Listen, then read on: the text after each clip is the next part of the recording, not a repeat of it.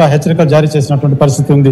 ముఖ్యంగా చిత్తూరు, అన్నమయ్య జిల్లాలో మాత్రం రెడ్ అలర్ట్ పరిస్థితి ఏదైతే వాతావరణ శాఖ తెలియజేసింది. అయితే ఖచ్చితంగా చిత్తూరు కావచ్చు, అన్నమయ్య జిల్లాలో మాత్రం ఈ యొక్క భారీ నుంచి అతి భారీ వర్షాలు కురిసేటువంటి పరిస్థితి ఉందంటూ కూడా చాలా స్పష్టంగా వాతావరణ శాఖ తెలియజేసింది. అయితే గడిచిన 2 రోజులుగా కూడా కొంతవరకు వాతావరణంలో మార్పు ఉంది. అయితే ఇవాళ మధ్యాహ్నం నుంచి కూడా చాలా పూర్తిగా పొడిగా మారిపోయినటువంటి పరిస్థితి కనబడుతుంది. వాతావరణంలో ఎక్కడే కానీ సూర్యుడు కనపడినటువంటి పరిస్థితి ఇవాళ మధ్యాహ్నం నుంచి కూడా నెలకొందని చెప్పాలి.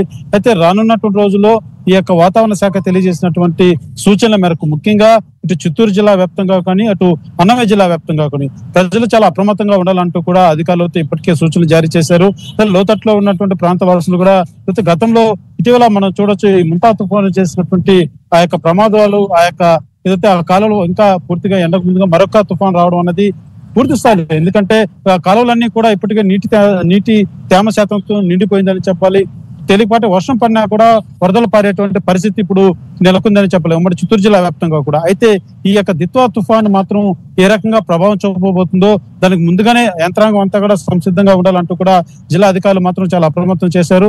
అయితే ఈ యొక్క దిత్వా తుఫాన్ ఎఫెక్ట్ మాత్రం పూర్తి స్థాయిలో లోతట్టుగా ఉన్నటువంటి ప్రాంతవాసులు కావచ్చు, ముఖ్యంగా చిత్తూరు జిల్లాలో సంబంధించి కొన్ని ప్రాంతాల్లో మాత్రం ఐడెంటిఫికేషన్ ఏదైతే వాతావరణ శాఖ చెప్పినటువంటి ప్రకారం కొన్ని ప్రాంతాల్లో మాత్రం తీవ్రత వర్షపాతం నమోదయ్యేటువంటి పరిస్థితి ఉంది. ఆ ప్రాంతాలంతా కూడా లోతట్టు ప్రాంతాలంతా కూడా ఉన్నతాధికారులు అయితే పూర్తి అప్రమత్తం చేసేటువంటి పరిస్థితి మాత్రం మన చిత్తూరు జిల్లాలో నెలకొందని చెప్పాలి. అదే రకంగా మా అన్నమయ్య జిల్లాలో సైతం అక్కడ కూడా ఇదే తరహా అయినటువంటి వర్షపాతం, తేలికపాటి వర్షపాతం నమోదయ్యి రానున్నటువంటి మరొక 24 hours తర్వాత ఆ తేలికపాటి వర్షం నుంచి అతి భారీగా వర్షపాతం నమోదయ్యేటువంటి ఆస్కారం ఉందంటూ కూడా వాతావరణ శాఖ తెలియజేసినటువంటి నేపథ్యంలో ఇటు 2 జిల్లాలో కూడా పూర్తిగా అధికారులు మాత్రం చాలా అప్రమత్తంగా వ్యవహరించారు.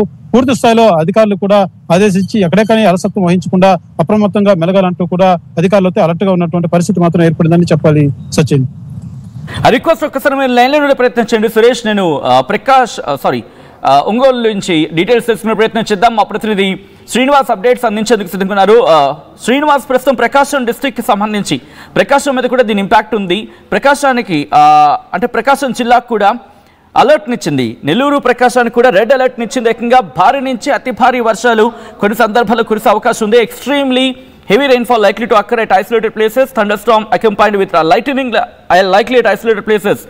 గంటకు 50 నుంచి 60 కిలోమీటర్లు, కొన్ని సందర్భాల్లో 70 కిలోమీటర్ల వేగంతో ఈదురుగాలుతో కూడిన వర్షాలు పడే అవకాశం ఉందని చెప్పి చెబుతున్న క్రమంలో ప్రస్తుతం అక్కడ ఎటువంటి పరిస్థితులు ఉన్నాయి, లోతట్టు ప్రాంత ప్రజలకు ఎటువంటి హెచ్చరికలు జారీ చేయడం జరుగుతోంది, ఎటువంటి పరిస్థితులు ఉన్నాయి ప్రకాశానికి సంబంధించి? శ్రీనివాస్.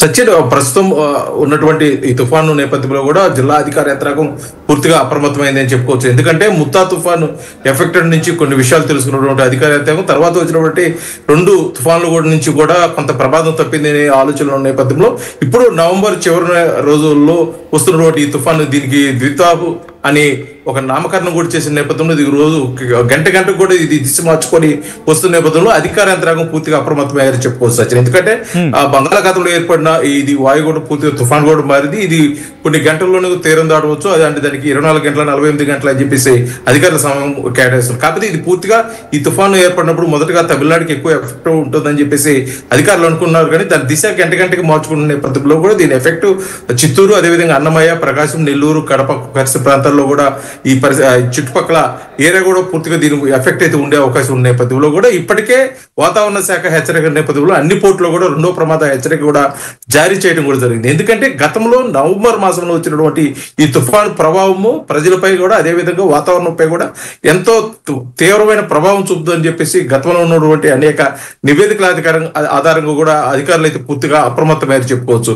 ఇప్పటికే మత్స్యకారులు వేటకు వెళ్ళొద్దని చెప్పేసి సూచనలు ఇవ్వడం జరిగింది. శ్రీకాకుళం నుంచి నెల్లూరు చివరి వరకు అంటే తుని తడ వరకు కూడా పూర్తిగా ఎవరు కూడా మత్స్యకారులు వేటకు వెళ్ళొద్దని చెప్పేసి అధికారులు అయితే ఆదేశాలు ఇవ్వడం కూడా జరిగింది. దానికి సంబంధించి అధికారులు కూడా అక్కడ పహరా కాస్తున్న పరిస్థితి కూడా ఉంది. కాకపోతే మత్స్యకారులు ఇప్పటికే కొన్ని తుఫాన్ల కారణంగా మేము వేటకి వెళ్ళలేక జీవనోపాధి ఇబ్బందికరంగా ఉందన్న పరిస్థితుల్లో కూడా వారికి కూడా నచ్చ చెప్పి వారు గ్రామ పెద్దలైతున్న వారితో కూడా కూర్చోబెట్టి మాట్లాడుతున్న పరిస్థితి కనిపిస్తుంది. ఎందుకంటే తుఫాన్ నేపథ్యంలో అంటే ఈ వేటకు వెళ్ళకపోతే జరిగే నష్టం కంటే కూడా తుఫాన్ నేపథ్యంలో ఏదైనా అనుకోని సంఘటనలు జరిగితే ప్రమాదం అధికంగా ఉంటుంది. కాబట్టి ఒకసారి అధికారుల మాట కూడా వినాలని చెప్పేసి గ్రామస్తులకు కూడా తెలియజేసిన పరిస్థితి ఇది కొంతకాలం నుంచి కొనసాగుతుంది. కాకపోతే ఈ తుఫాను ఎప్పుడు తీరం దాటుతుంది, దీని ప్రభావం ఇంకా ఎన్ని రోజులు ఉంటుంది అని చెప్పేసి కూడా వాతావరణ శాఖ ఇచ్చే సూచనల ఆధారంగా కూడా అధికారులు ఎప్పటికప్పుడు వారు భద్రతా ప్రమాణాలు మార్చుకుంటూ వెళ్తున్న పరిస్థితి.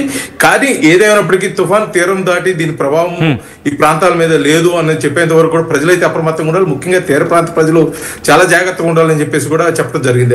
తీర ప్రాంత ప్రజలు అంటే ముఖ్యంగా మత్స్యకారులు వేటకు వెళ్ళదు. దీని ప్రభావం అదే విధంగా ఈ చిత్తూరు, కడప, నెల్లూరు, ప్రకాశం జిల్లాలో అధికంగా ఉంటుంది కాబట్టి అక్కడ ముఖ్యంగా లోతట్టు ప్రాంత ప్రజలు కూడా అప్రమత్తంగా ఉండాలి. మొన్న ముత్తా తుఫాన్ నేపథ్యంలో కూడా రాష్ట్ర ప్రభుత్వం తీసుకున్న ముందస్తు చర్యల్లో భాగంగా అనేక ప్రాంతాల్లో పెద్ద ప్రమాదాల నుంచి గట్టెక్కడం, కొత్త వాతావరణం కూడా అనుకూలంగా ఉన్న పరిస్థితి. కానీ ఈసారి వచ్చే ఈ తుఫాన్ నేపథ్యంలో కూడా మరొకసారి ఎటువంటి ఇబ్బందులు జరగకుండా ఉండేదాని కోసం అధికారులు తీసుకుంటున్న చర్యలు బట్టికి యుద్ధ ప్రాతిపదికన తీసుకుంటున్నారని చెప్పుకోవచ్చు సజ్జన్.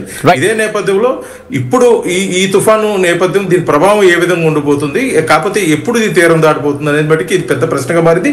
అది వాతావరణ శాఖ ఎప్పటికంటే గంటకి కూడా బులెటిన్ ఇస్తున్న నేపథ్యంలో కూడా అధికారులు దానికి సంబంధించి పూర్తిగా కూడా అప్రమత్తం